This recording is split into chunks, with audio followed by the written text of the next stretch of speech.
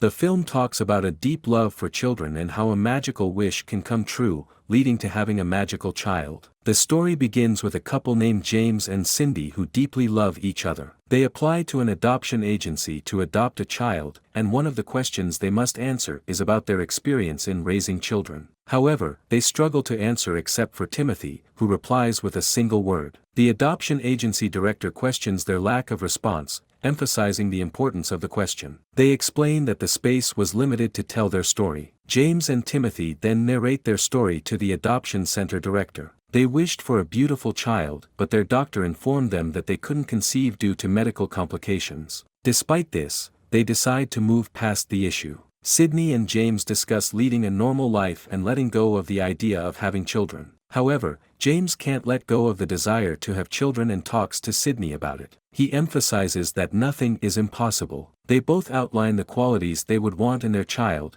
including bravery, strength, kindness, artistic skills, and sports abilities. They realize that their fantasies exceed reality because they can't conceive. They both become emotional, and they gather the qualities they wished for in a child, place them in a box with a heart-shaped paper, and bury it in their garden. James and Cindy entered the house to sleep, and there was lightning, thunder, and rain on this day. The storm was very intense. James woke up to the sound of thunder and a loud noise in the house. A door in the house had opened, making a loud noise. He didn't find anything suspicious, so he returned to sleep again, assuring Cindy that there was nothing strange. The surprise came when he realized that the person next to him wasn't Cindy but had risen from the bed. Startled, he quickly got up, left the room, and then lifted the covers off the bed. He found the bed covered in dirt and searched for anything unusual in the house. James and Cindy followed the dirt traces on the floor and heard a noise coming from a room. They entered and were surprised to find a small child saying, "Hello, I'm Tommyzy." The child's body was covered in dirt and very dirty. Cindy prepared a bath for the child to clean him from the dirt. James contacted the police to report the presence of a lost child in their house, suspecting he might be a neighbor's child. Simultaneously, Cindy cleaned the child and protected him from the dirt. While talking to the police, James noticed something strange in the house's private garden. He decided to secure the area with the police. Cindy noticed that leaves from a tree were attached to the child's leg. James informed her about the strange occurrence in the garden, where she told him about the green leaves attached to the child's leg. Cindy tried to remove the leaves from the child's leg, but it caused him pain. James insisted that Cindy go to the garden to see what had happened. At the same time, the police arrived due to James' report. James spoke to the police, explaining his suspicion of a thief in the house, but it turned out to be a raccoon that had caused the mess. The police advised James not to flood his garden as it might harm his crops. Returning to the house, Cindy dressed Timothy and fed him while introducing herself to the child. The child innocently identified them as Mom and Dad. The next day, James and Cindy organized a family gathering, exhausted from the events of the previous day. When the doorbell rang, Timothy went to open it and greeted Cindy's surprised sister. James and Cindy immediately wake up upon hearing Timothy talking to Cindy's sister, and they quickly go to greet the guests. Cindy takes Timothy aside and whispers to him to cover his leg with a long sock to hide the leaves stuck to his leg. She advises him not to mention that he came from the garden and suggests keeping it a secret. Timothy starts playing with the other children under their supervision and is quite happy. Cindy advises Timothy to be careful around the adopted children as they might have health issues or psychological problems, and he needs to be considerate of them. James' father arrives at the party, and Timothy enthusiastically greets him, calling him Grandpa. He is very happy. James' father is surprised by the child and doesn't understand what's happening. James approaches his father and explains that they adopted the child. The children play ball, and Timothy participates despite not fully understanding the game, with James and Cindy cheering him on. A strange thing happens when the sun disappears behind the clouds and then suddenly reappears. Timothy extends his arms towards the sun and stands still without moving. Everyone present is surprised by Timothy's behavior. James and Cindy consult an expert in agriculture and invite their friend to help with the leaves growing on Timothy's leg. They are all puzzled by this strange occurrence. Returning to the adoption agency, James and Cindy share their story about Timothy. On Timothy's first day of school, he is bullied, beaten, and humiliated by some of the children, who happen to be James' boss's children.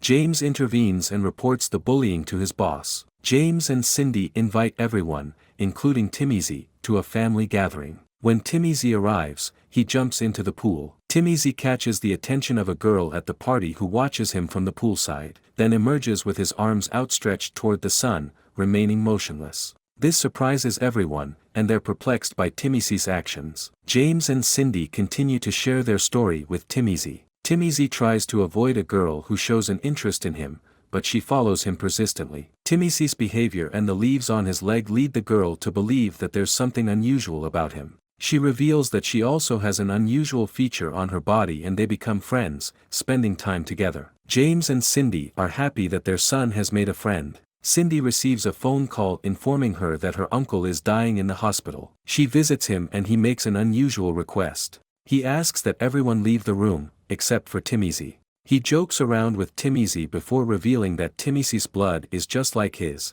and suddenly Timmy dies unexpectedly.